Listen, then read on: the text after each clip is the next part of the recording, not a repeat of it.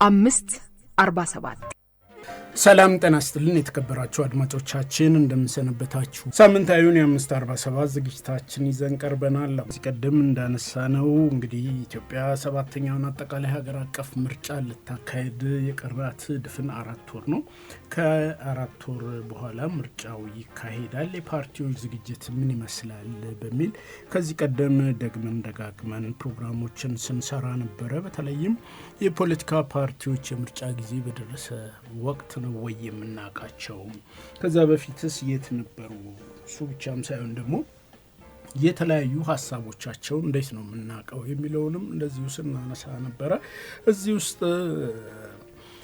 ፖለቲካ ፓርቲዎች ዛሬ ያሉ ፖለቲካ ፓርቲዎች ተቃዋሚዎች ማለት ነው እጩ መንግስታት ናቸው እና አቋማቸውን፣ ሀሳባቸውን እንዲሁም ፕሮግራሞቻቸውን ሊያሳውቁ ሊያስተዋውቁ ቀድመው ሊይዙ ይገባል በሚልም በጣም ብዙ ጊዜ ስናነሳ ነበረ። የትኛው ፖለቲካ ፓርቲ ነው አሁን ባለው ሁኔታ በተለይም ይሄ አሁን በርካታ ወጣት ያለበትን ሀገር አንድ የፖለቲካ ፓርቲ የወጣቶች ሊግ ወይም ደግሞ የወጣቶች ክንፍ አድርጎ የያዘ ፓርቲ አለ ወይ?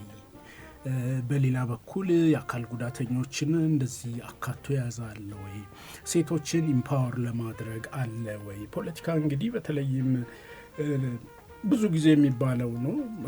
ምክንያቱም ያው ግልጽ ነው፣ አፍሪካ ውስጥ ያለ ፖለቲካ በአብዛኛው አስቸጋሪ ስለሚሆን ሴቶችም አካል ጉዳተኞችም ደፍረው አይገቡበትም ይባላል። ነገር ግን ደፍረው የገቡትን ደግሞ ኢምፓወር በማድረግ ወደፊት በመምጣት አንድ ካለች ወይም ደግሞ አንድ አካል ጉዳተኛ ከታየ እሱን ወደፊት በማምጣት ሌሎች እንዲከተሉ ማድረግ ያስፈልጋል በሚልም ብዙ ጊዜ አንስተን ነበረ። አሁን ባለው ሁኔታ በርካታ የወጣት ኃይል ባላት ኢትዮጵያ የትኛው የፖለቲካ ፓርቲ ነው ለምሳሌ የወጣቶች ክንፍ የሚል ያለውና ወጣቶችን ኢምፓወር ለማድረግ ወጣቶች ፖለቲካ ውስጥ ተቀላቀሉ ማለት ድንጋይ እንዲወረውሩ ታስቦ ወይ ለአመጽ ወይ ለሌላ ጉዳይ አይደለም። ግን የዛሬ ወጣት ዛሬ ፖለቲካ ውስጥ ገብቶ ኢንጌጅ አድርጎ ፖለቲካን አውቆ ተምሮ ፖለቲካ ማለት ምንድን ነው የሚለውን በፓርቲ ዲሲፕሊን ታንጾ አገር መምራት ነገር እንዲችል ነው እና ስንቶቹ ፖለቲካ ፓርቲዎች ናቸው ይሄን እያደረጉ ያሉት የሚለው በጣም የሚያጠያይቅና ምናልባትም የለም ወደሚል ደረጃ የሚያደርስ ነውና ወጣቶችን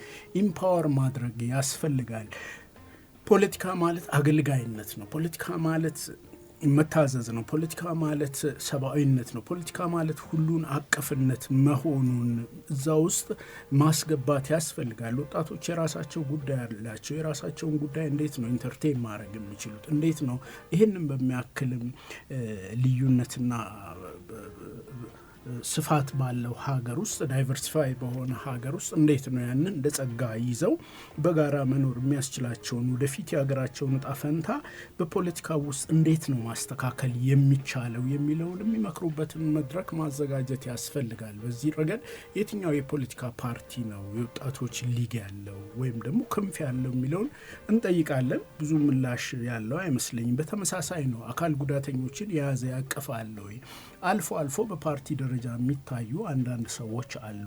ነገር ግን እነርሱም እንደው ስለመጡ ተብለው የሚያዝ ነው የሚመስለው በአብዛኛው አንዳንድ አልፎ አልፎ በሚታዩበትም እንጂ እነሱን ኢምፓወር አድርጎ ወደፊት አምጥቶ ኃላፊነት ሰጥቶ ሌሎች እንዲከተሏቸው የማድረጉም ነገር ብዙ አይታይም። ነገር ግን ይሄ ቢደረግ ሁለት ነገር ነው። ለምሳሌ አካል ጉዳተኞችን በዚህ መልኩ የምናሳትፍ ቢሆን አንድ የራሳቸው ጉዳይ አለ። የራሳቸውን ጉዳይ በራሳቸው ሲፈታ ነው ውጤት የሚያመጣው። እስከዛሬ በጣም ብዙ እንግዲህ አካል ጉዳተኞችን የተመለከቱ ፖሊሲዎች፣ ህጎች ይወጣሉ። እነዛ ፖሊሲዎችና ህጎች በአብዛኛው ከነሱ ውጪ በሆነ አካል ስለሚወጣ የነሱን ጉዳይ የነሱን የልብ ትርታ እንደማይነካ ነው የሚነገረውና ይሄንንም ለማድረግ ይጠቅማል። አንድ ሁለተኛ ነገር ደግሞ ሀገራቸው ላይ ሲያላቸው ስቴክ አላቸው፣ ባለድርሻ ናቸውና ባለድርሻነታቸውንም እንዲወጡ ይሄንንም መድረክ ማመቻቸት ያስፈልጋል። ወጣቶችን፣ ሴቶችን እንደዚህ በተመለከተና የትኛው የፖለቲካ ፓርቲ ነው ይሄንን ያለው የሚለውን ማየት ያስፈልጋል። ምክንያቱም አሁን ያሉትን የፖለቲካ ፓርቲዎች ማየት ይቻላል። አመራሮቹን ማየት ይቻላል። ለረጅም ጊዜ ፓርቲ የሚመሩ ሰዎችን ማየት ይቻላል። የትኛው ትውልድ ይሄኛው ትውልድ አለበት ወይ? አሁን ያለውን ትውልድ ብንጠይቅ እኮ ከ40 ዓመት በፊት ስላለው የኢትዮጵያ ፖለቲካ ሊነግሩን የማይችሉ ወጣቶች ናቸው የሞሉትና የልዩነት ነገርንም አሁን የሚቀበሉት ለዛ ነው። ይህንም በፖለቲካ ስርዓትና ዲሲፕሊን አንጾ ግን የፖለቲካውን ነገር ምን መሆን እንዳለበት፣ ፖለቲካ ትምህርት መሆኑን፣ ፖለቲካ ጥላቻ አለመሆኑን፣ ፖለቲካ አገልጋይነት መሆኑን፣ ፖለቲካ የሀገር ኃላፊነት መሆኑን እና በዚህ ውስጥ አንጸው እንዲያድጉና ያንን ደግሞ ኃላፊነት እንዲቀበሉ ለማድረግ የፖለቲካ ፓርቲዎች ኃላፊነት አለባቸው። አሁን በደረሰው ጊዜ ውስጥ በጣም እርግጠኛ ነኝ አሁን የሚቀርቡ የፖለቲካ ፓርቲ እጩዎችን ብንመለከት ምናልባት እንዳልነው ነው ከ40 ዓመት በታች ያሉ ወጣቶችን የማግኘቱ ነገር ብዙ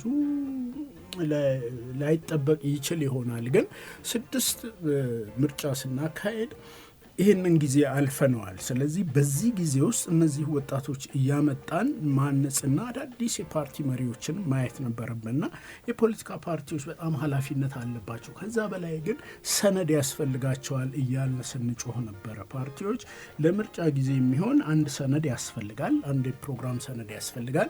ከዛ በበለጠ ግን ዶክመንትድ የሆነ ሮድማፕ ያለው ሰነድ ያስፈልጋቸዋል። ምን ጊዜም ለምሳሌ ችግር ተፈጠረ ብለው ድምጻቸውን ሲያሰሙ የውጭ ግንኙነት ፖሊሲውን ገዢው መንግስት ስልጣን ላይ ያለው መንግስት አበላሸው ልክ አይደለም ብለው ሲሞግቱ የነሱን ማጣቀሻና የነሱን መንገድ የሚያሳዩ ነገሮችም መኖር አለባቸውና እንዲህ አይነት ነገሮች መኖር አለበት።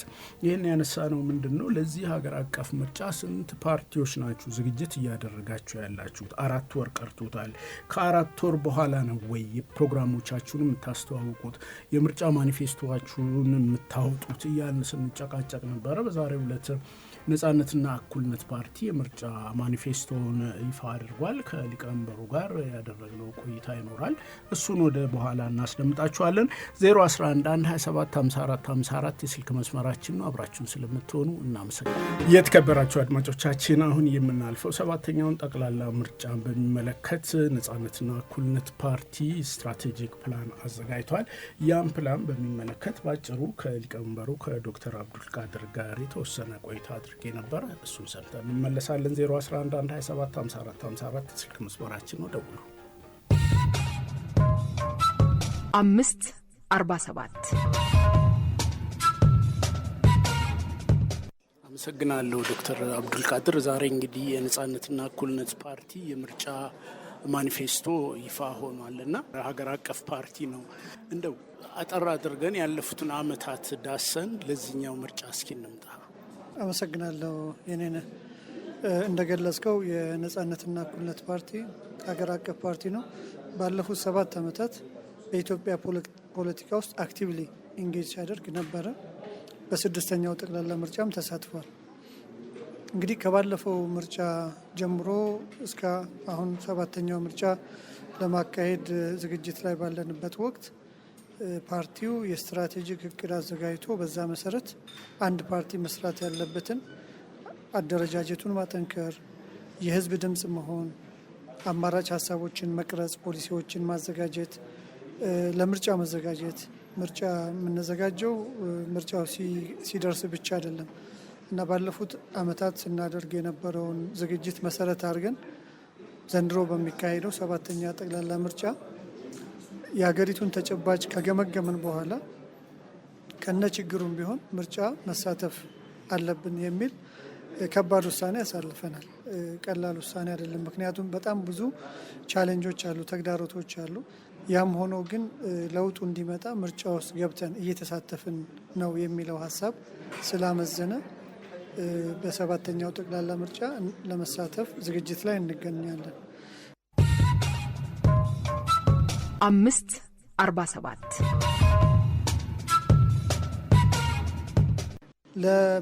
በምርጫው ለመሳተፍ ስንወስን እንዴት ነው የምንሳተፈው? እንዴት አድርገን ነው ስራዎቹን የምንሰራው?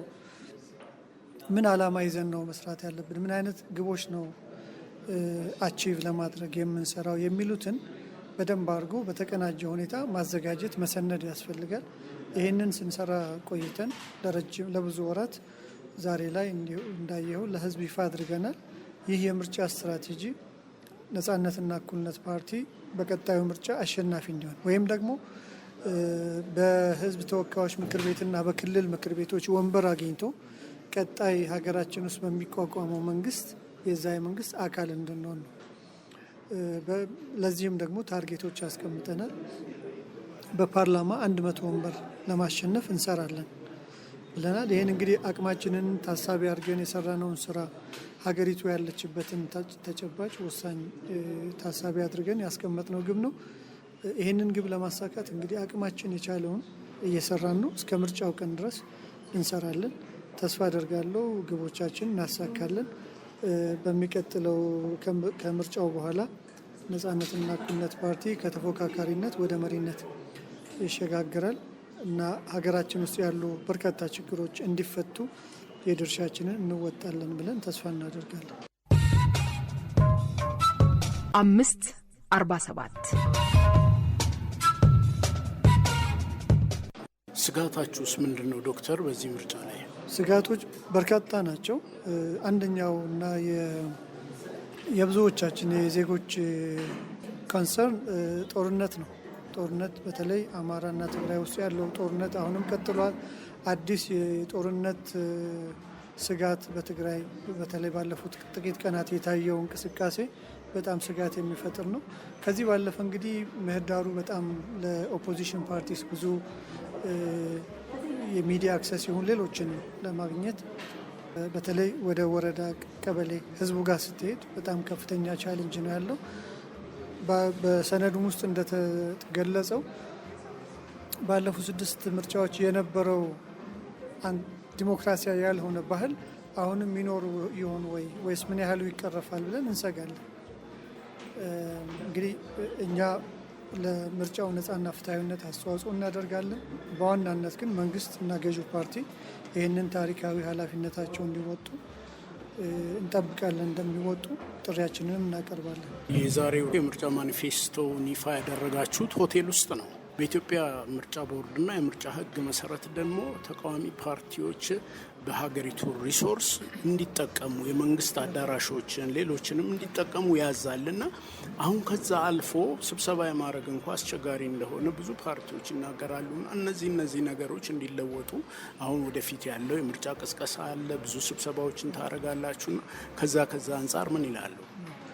እንግዲህ የምርጫ በተለይ ወደ ምርጫ ቅስቀሳ ስንገባ እንደዚህ አይነት ቦታ ላይ ማዘጋጀት ከባድ ነው የሚሆነው። ምክንያቱም የምርጫ ቅስቀሳ በየክልሉ በየዞኑ በየወረዳው ነው የሚካሄደው። እሱን እንግዲህ ምርጫ ቦርድም ይሄ ነገር የክልል መንግስታት ይሄን ነገር እንዲተባበሩ ለፓርቲዎች ያላቸውን ፋሲሊቲ አዳራሾች እንዲጠቀሙ ፍቃድ እና መመሪያ አስተላልፏል። ተስፋ እናደርጋለን እንግዲህ በዚህ መመሪያ መሰረት የመንግስት አካላት ይህንን አክብረው ለምርጫ ቅስቀሳው ያላቸውን አዳራሽና ሌሎች ፋሲሊቲዎች እንዲፈቅዱልን። በባለፈው ምርጫ ላይ ከዚህ አንጻር ችግሮች ነበሩ። የተለያዩ ቴክኒካል ምክንያቶችን በመፍጠር ፓርቲዎች ፕሮግራሞቻችን እንዳናካሄድ ተግዳሮቶች ነበሩ። በተቃራኒው ደግሞ ሁሉም አካባቢ ተመሳሳይ አይደለም። አንዳንድ አካባቢ ላይ የሚያግዙ አጋጥሞናል። ሁለቱም የተቀላቀለ ነበርና በዚህኛው ምርጫ ግን በየትኛውም አካባቢ ላይ በምርጫ ቦርድ በሰጠው ዳይሬክሽን መሰረት ለተፎካካሪ ፓርቲዎች እንዲህ አይነት ፋሲሊቲዎች እንዲቀርቡ የማድረግ የመንግስት ተቋማት ኃላፊነት ነው። ያንን ተግባራዊ እንደሚያደርጉ ተስፋ እናደርጋለን። 547 ስለ ጋራ ምክር ቤቱ ምን ይላሉ? አሁን ላይ የጋራ ምክር ቤቱ ዝምታን የመረጠ ይመስላል። ብዙ አክቲቭም አይመስልም እና ምን ይላሉ? ዝምታን መርጧል ማለት አይቻልም። እንግዲህ በማንዴቱ መሰረት መስራት በሚችለው ልክ የተወሰነ ኃላፊነት ነው ያለበት። ያንን ማንዴቱ በሚፈቅደው የጋራ ምክር ቤቱ አባል ድርጅቶች፣ ፓርቲዎች ችግር ሲያጋጥማቸው ያንን ችግር በሁሉንም ፓርቲዎች በመወከል ከምርጫ ቦርድም ጋር ከሌሎች የመንግስት አካላት ጋር በመነጋገር እንዲፈቱ ጥረት ያደርጋል። እንግዲህ የጋራ ምክር ቤቱ ኃላፊነት ፓርቲዎችን መደገፍ ነው። ከነሱ አቅም በላይ ችግር ሲያጋጥማቸው በጋራ ተወያይተን የምንፈታበት ተቋም ነው እና ተግባርና ኃላፊነቱም የተወሰነ ነው። በሁሉም ጉዳይ ውስጥ የመግባት እንትን የለውም። እኔም በዛ ውስጥ በአመራርነት ስላለው የሚቻለንን ያህል ጥረት እናደርጋለን። እንዲያው ጥሩ ምሳሌ ተብሎ ሊጠቀስ የሚችል ዲስ ታይም የእጩ ምዝገባ ጋር ተያይዞ የድጋፍ ፊርማ የተባለው በጣም ስጋት ነበረ። አሁን ባለው ችግር ላይ ድጋፍ ደግሞ ማሰባሰብ ግዴታ ቢሆን ኖሮ ምናልባትም ምንም ተፎካካሪ ፓርቲ ላይወዳደር ይችል ነበረ። ያንን የድጋፍ 3000 ፊርማ ወይም ለሴቶችና ለአካል ጉዳተኞች ቁጥሩ ይቀንሳል። ያ ፊርማ እንዲቀር ማድረግ ብዙ ስራ ይፈልጋል። ያንን አሳክቷል። አሁንም ከዚህ ከቴክኖሎጂ ጋር ተያይዞ ዋይት ነው ያሉ ችግሮችን እንዲፈቱ ከምርጫ ቦርድ ጋር እየተገናኘን መድረኮች እየተዘጋጁ በሂደት አንዳንዶቹ እየተፈቱ ያሉበት ሁኔታ ነው ያለው። እስከ መጨረሻው ጊዜ ድረስ እየተከታተለ ቀጥሎ ደግሞ የመራጮች ምዝገባ ይካሄዳል። የቅስቀሳ ጊዜ ይኖራል። በዚያ ጊዜ የሚያጋጥሙ ችግሮችን እያየ መፍትሄን ልባት እንዲያገኙ ጥረት ያደርጋል ጋራ ምክር ቤቱ። ዝምታ መርጧል ያልኩት በተለይም ከመገናኛ ብዙሃን ጋር ያለውን ኢንጌጅመንት በተመለከተ ነው።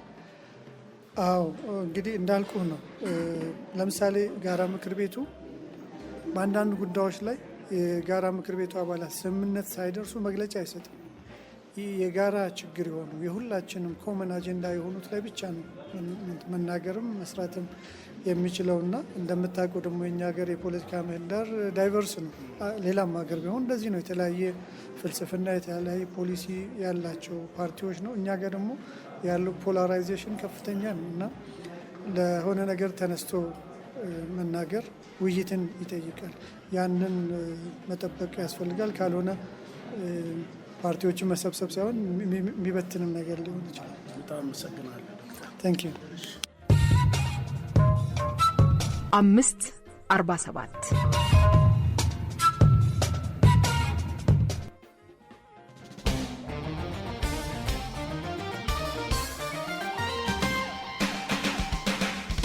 አድማጮች ከራዲዮናችሁ ሸገር 102.1 ዝግጅቶች ጋር ስለሆናችሁ እናመሰግናለን። አሁን 8 ሰዓት ተኩል ሆኗል ነው። ወዳችሁና ፈቅዳችሁ ከሳምንታዊ ዝግጅታችን ጋር ስለሆናችሁ እናመሰግናለን። ከአካፋይ የሸገር መልእክት በፊት ያቀረብነውን ፕሮግራም የሰሙ አድማጮቻችን ደውለውልናል። ባለፈውም ሳምንት በተለያዩ የፖለቲካ ፓርቲዎች የአባን ጨምሮ በአቀረባችሁት ጉዳይ ላይ ያነሷቸው ነጥቦች በተለይ ወቅታዊውን ነገር የሚያሳይ ስለሆነ ጥሩ ነው። ሌሎች የፖለቲካ ፓርቲዎችም እንደዚሁ እየቀረቡ ሀሳብ አስተያየቶቻቸውን ቢሰጡ ለመራጩም ቢሆን አይን የሚከፍት ነው። የትኛው ፓርቲ ነው እየሰራ ያለው፣ የትኛው ነው አሁን ፕሮግራም ያለው የሚሉትን ነገሮች ለማወቅ ይረዳል በሚል አድማጮች ደውለውልና እናመሰግናለን።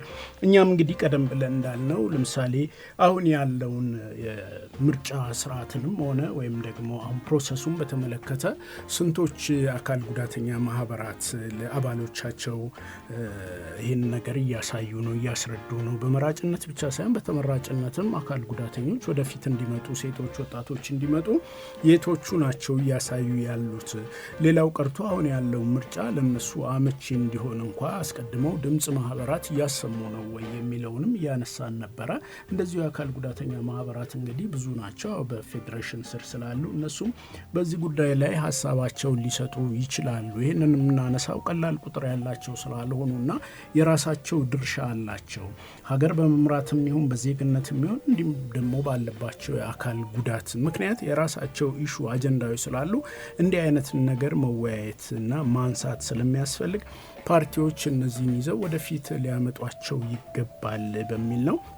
እንግዲህ ጠቅላላ ምርጫውን በሚመለከት ነጻነትና እኩልነት ፓርቲ በመጠኑ ያወጣውን ወይም ደግሞ እሱን በተመለከተ ሊቀመንበሩ ያቀረቡትን ሀሳብ ነበር ያስደመጥናችሁ። አሁንም እስከ ምርጫው ጊዜ ድረስ በዚሁ መልኩ እንቀጥላለን። በተለይም አሁን ባለው ሁኔታ ነጻነትና እኩልነት ፓርቲ በጣም ዝግጁ ነኝ መጪው ምርጫ ለማሸነፍ ከ100 ወንበር ያላነሰ የፓርላማ ወንበርን ለማሸነፍ እሰራለሁ ብሏል። ይሄ ትልቅ መመኘት ነው። እንግዲህ መመኘት ብቻም ሳይሆን እየተሰራ ያለውንም ነገር እርግጠኝነት የሚያረጋግጥ ነው።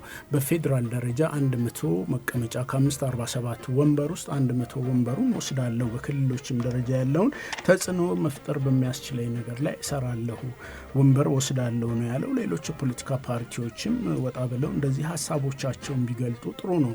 እንዳልነው ነው። ለምሳሌ ምንድን ነው ፕሮግራማቸው ከገዢው ፓርቲ የተለየ ወይም ደግሞ ከሌላኛው ፓርቲ በተለየ ምንድን ነው ፕሮግራሞቻቸው? አካል ጉዳትን በተመለከተ፣ የውጭ ፖሊሲን በተመለከተ፣ ወጣቶችን በተመለከተ፣ ስራ አጥነትን በተመለከተ፣ አሁን የሚታዩ ግጭቶችን በተመለከተ ምንድን ነው ፕሮግራሞቻቸው የሚሉ ነገሮችና ወደፊት ሊያስኬዷቸው የሚችሉ በምርጫው ሂደት ውስጥም አሁን ፕሮግራማቸውን አስተዋውቀውና ያለባቸውን ችግሮች ይፋ አድርገው ወደ ምርጫው መሄድ ነው። አለበለዚያ ግን አሁን ሳይታወቁ ችግሮቻቸውን ሳይገልጡ ፕሮግራሜ ይሄ ነው ሳይሉ ነገ ምርጫው ከተካሄደ በኋላ ምንም ነገር ሳይዙ መጥተው 0-0 ሲሆኑ አይ ገዢው መንግስት እንዲያርገኝ ነው፣ እንደዚህ ተደርጌ ነው፣ በምርጫ ቦርድ እንዲደርሶብኝ ነው፣ ይሄ አደናቅፎኝ ነው ምናምን የሚለው ጥቅም የለውም ብቻ ሳይሆን ራስንም የሚጎዳ ነው፣ ተአማኒነትንም የሚያሳጣ ነው። እንደምንለው ነው ፖለቲካ ፓርቲዎች ወይም ደግሞ ተፎካካሪ የሚባሉት እነዚህ ተቃዋሚ ፖለቲካ ፓርቲዎች እጩ መንግስታት ስለሆኑ ተአማኒነትን ካጡ በጣም አስቸጋሪ ስለሚሆን ፕሮግራሞቻቸውን ግልጥ አድርገው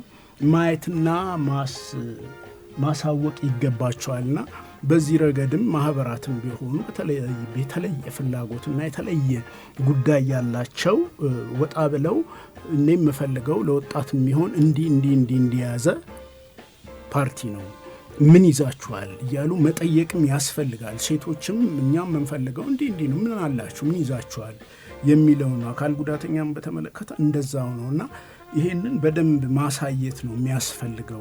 የፖለቲካ ፓርቲዎችም እንዳልነው የራሳቸውን የሆነ አንድ ክንፍና ጠርዝ ከፍተው አብረው በዚህ ጉዳይ ላይ ያሉ አብረው ካልዘለቁ በስተቀር ጊዜያትን ጠብቆ ምርጫ ላይ መሳተፉ ብዙም ዋጋ የሚሰጥ ነገር ስላልሆነ በዚህ ላይም የፖለቲካ ፓርቲዎች በደንብ እንድታስቡበትና እንደው ጠንከር ያለ የፖለቲካ ፕሮግራምን ይዛችሁ ሀገር ሊያስመራ የሚችል ነገር ይዛችሁ እንድትቀርቡ ለማለት ያህል ነው።